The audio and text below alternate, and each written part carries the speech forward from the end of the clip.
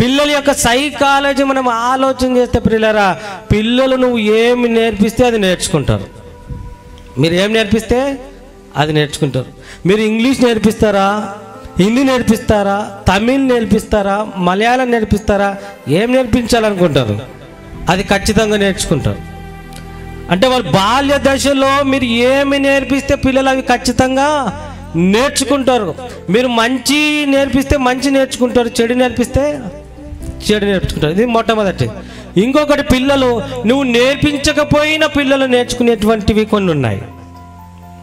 తల్లిదండ్రులు నేర్పించకపోయినా ఖచ్చితంగా నేర్చుకునేటువంటివి కొన్ని ఉన్నాయి. ఏంటివి అవి? బూతులు. నేర్పిస్తారా మీ పిల్లలకు బూతులు? నేర్పిస్తారా? నిజాలు చెప్పాలి. మీ పిల్లలకు బూతులు నేర్పిస్తారా? మరి వాళ్ళు బూతులు మాట్లాడుతున్నాడు, ఎట్లా నేర్చుకున్నాడు? ఎలా నేర్చుకున్నాడు?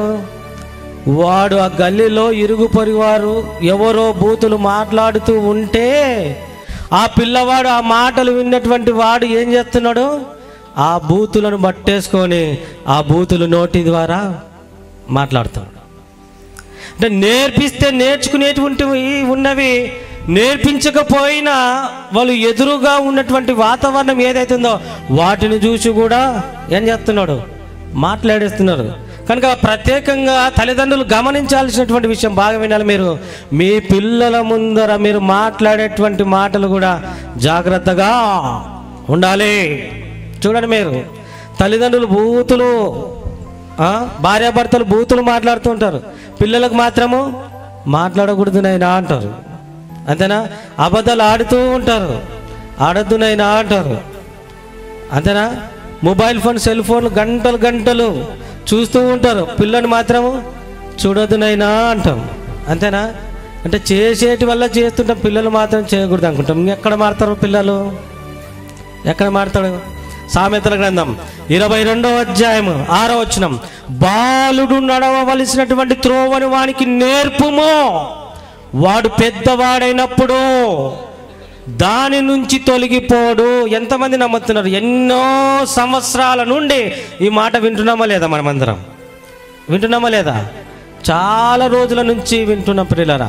సండే స్కూల్ పిల్లలు మొదలుకొని కంఠత వాక్యంగా మారిపోయింది. నిజంగా ఈ మాటను నెరవేరుస్తున్నామా?